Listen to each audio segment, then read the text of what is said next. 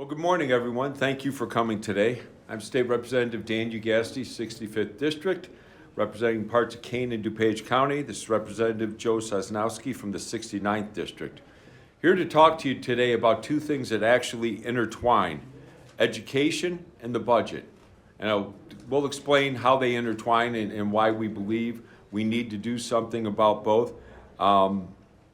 Actually, we will address where we're probably going wrong in education and how in changing that we can help save money for the budget. In 2017, 2018, we started a program that I would call experimental in some sense, in that we started evidence-based funding here in Illinois. And while certainly warranted because we needed to even out spending in education in the state of Illinois, it was experimental in the fact that we were told always that the whole problem with education in Illinois is it needed more money. And if we just provide more money, we'd get better results. Well, this has been going on for 8 years now, and the results are in. We're not improving. It hasn't gotten any better.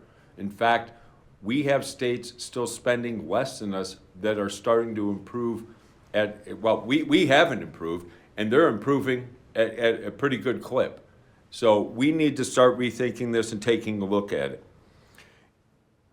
Ever since 2017, 2018, we've been throwing about $350 million at this formula and giving the money to school districts, again, hoping to provide better results, produce better outcomes, all but 1 year in 2021.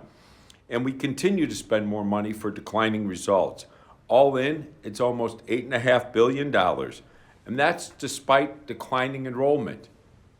So there's no way to sugarcoat this, no way to look at it and say, well, we just haven't done enough yet. It's just been a flop. EBF was sold as a way to close the funding gaps between the wealthiest and the poorest school districts. And we need to make certain the poorest school districts have enough money in order to fund their education. But it was supposed to provide better outcomes for all, improve education, and be a saving grace for Illinois. And unfortunately, it's proven anything but. School districts now have more money than ever, but student outcomes are not matching that investment. EBF lets education officials focus on a target of spending rather than educational achievement. And since test scores are not improving and they're dropping, and let's not look at this on a year-to-year basis and say, well, this year it improved, that year it improved a little bit. I mean, holistically, from the start until where we are right now, it's clear this needs to end. Money's not our problem, and that's been clear for a while because we've been able to track it for a while. But what do we keep doing in Illinois? We just keep throwing more money at it. We keep having people come down here and tell us even more money would be a help. Chicago wanted another $1 billion a year ago for their schools. We've never done anything to this formula. We never adjusted the hold harmless in it. You remember that's the part where we said everyone gets to start with so much money in 2017 based upon how many people are in their schools. We never adjusted that. Chicago's down nearly 72,000 people, students, since that time, and we've never adjusted this for that. Never insisted on programming educational changes. We just keep thinking more money. And this needs to end. And if it does end, there's $350 million more for a budget. Now, may we need to take a little bit of that and do something to help improve educational outcomes? I think we probably will. And will people cry? Well, the state has its primary obligation in the Constitution, or it has its obligation in the Constitution. It says we're to be the primary funder of education. Well, we can still do that. And I refer you to my bill, HB 9, which would provide extra money every year to our schools and yet provide property tax relief for taxpayers here in Illinois, up to $82 billion over 20 years. This is a no-brainer. We should be doing it. It's a win-win scenario for all. So what are we supposed to do about improving education? Well, the answer is certainly not to lower our standards. There's been some discussion around that. We need to put an end to that right now. We probably need to look at other states and what they're doing. And I know there's been some argument, there's been some disagreement about this over the past week down here in Springfield, but We need to take a look at Mississippi. And in all honesty, as an Illinois resident, I'm a little bit embarrassed to say that the state of Illinois needs to look at the poorest state in the nation on how to improve our educational system, but they seem to have it figured out. They are leading the country as far as improving their test scores for 4th and 8th graders in almost every category, except one, and that's math for 8th graders, and they're still at the top. They're just not leading the nation. Most states have seen 4th grade scores plummet for their bottom 10% of students. Mississippi's the complete outlier in that.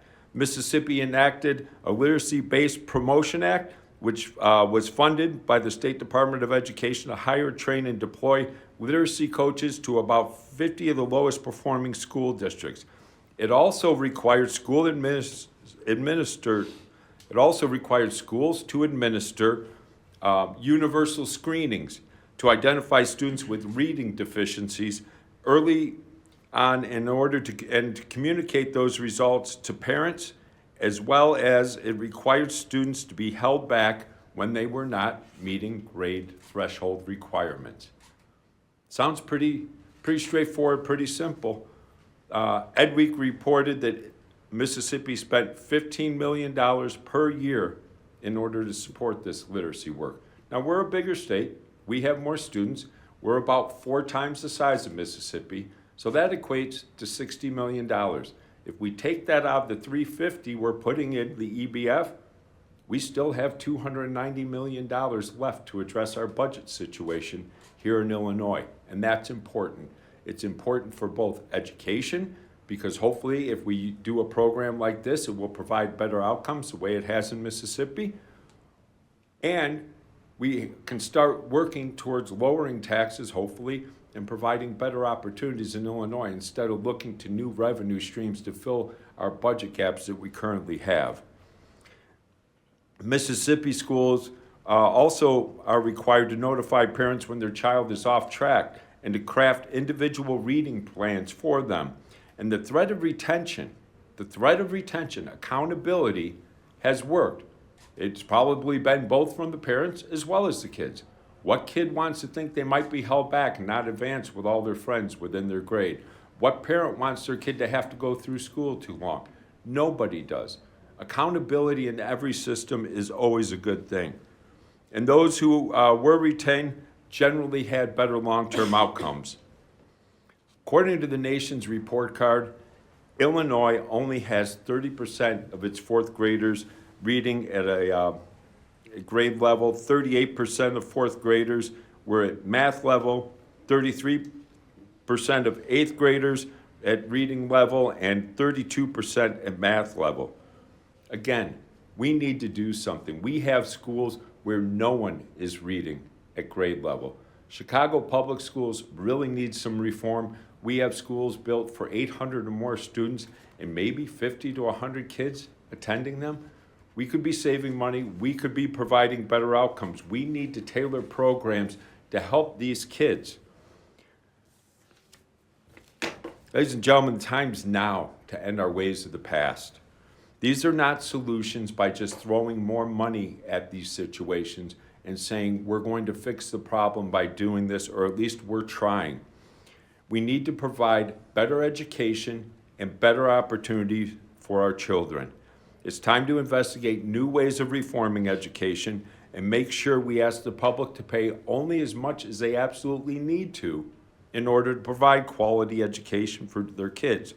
If we do this, we're going to take the first steps in providing our children, with the tools they need to succeed in life, as well as provide them with more opportunity in Illinois as companies and businesses grow and come here more often, because we will lower our tax base, or our taxes, and increase our tax base and allow them to raise their families in Illinois as well.